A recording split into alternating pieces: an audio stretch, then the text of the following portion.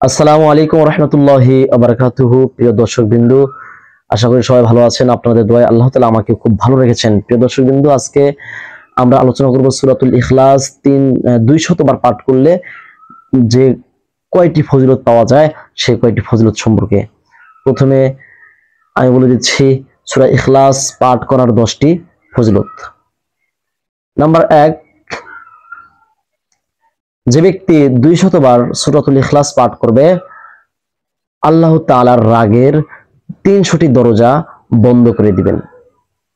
Number 2, যে ব্যক্তি সূরাতুল ইখলাস 200 বার পাঠ করবেন, আল্লাহ তাআলা তার জন্য রহমতের দরজা খুলে দিবেন 300টি। সুবহানাল্লাহ। নাম্বার 3, যে ব্যক্তি 200 বার সূরাতুল ইখলাস পাঠ করবে, আল্লাহ তাআলা তাহার রিজিকের ব্যবস্থা করে দিবেন। সুবহানাল্লাহ। নাম্বার 4, যে ব্যক্তি 200 বার সূরাতুল ইখলাস পাঠ করবে, আল্লাহ তাআলা তাকে মেহনত ছাড়া গায়েব এর সাথে রিজিকের ব্যবস্থা করে দিবেন। নাম্বার 5, যে ব্যক্তি 200 বার সূরাতুল ইখলাস পাঠ করবেন, আল্লাহ তাআলা তার নিজের জ্ঞান হতে তাকে জ্ঞান দান করবেন। আল্লাহ তাআলা তার ধৈর্য থেকে তাকে ধৈর্য দান করবেন। নাম্বার 6, যে ব্যক্তি 200 বার সূরা ইখলাস পাঠ করবেন, আল্লাহ তাআলা তার আমলনামার মধ্যে 66 বার কোরআনুল কারীম খতম করার সওয়াব দান করবেন। সুবহানাল্লাহ। নাম্বার 7, যে ব্যক্তি 200 বার সূরা ইখলাস পাঠ করবেন, আল্লাহ তাআলা তার 50 বছরের গুনাহসমূহ মাফ করে দিবেন। সুবহানাল্লাহ। নাম্বার 8, যে ব্যক্তি 200 বার সূরাতুল ইখলাস পাঠ করবেন, জান্নাতের মধ্যে তার জন্য 20টি মহল দান করবেন। সুবহানাল্লাহ। নাম্বার 9, যে ব্যক্তি 200 বার সূরাতুল ইখলাস পাঠ করবেন, আল্লাহ তাআলা তার আমলনামার মধ্যে 2000 রাকাত নফল নামাজ আদায় করার সওয়াব দান করবেন।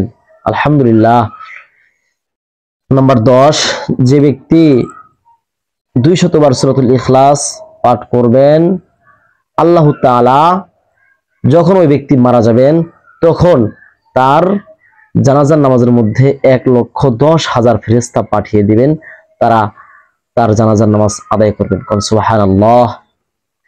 তো প্রিয় দর্শকবৃন্দু, আমাদের মধ্যে থেকে যাদের মা বাবা ভাই বোন বা আত্মীয় স্বজন পাড়া প্রতিবেশী যারা মারা গেছে, কবরে চলে গেছে, তাদের জন্য এই সূরাগুলো আপনি কিন্তু আমল করতে পারেন, বা আপনি নিয়ত করে পড়তে পারেন যে আমার বাবা মারা গেছে, তার জন্য আমি এই সূরাতুল ইখলাস হাদিয়া পাঠাচ্ছি 100 বার। 100 বার পাঠ করলেন, পড়ে তার জন্য দোয়া করলেন আর বললেন, হে আল্লাহ, এই 100 বার সূরা ইখলাস পাঠ করার সওয়াবটা আল্লাহ আপনি তার আমলনামার মধ্যে দিয়ে দেন। আল্লাহ কিন্তু তখন তার আমলনামার মধ্যে এই সবগুলো এভাবে দিয়ে দিবেন।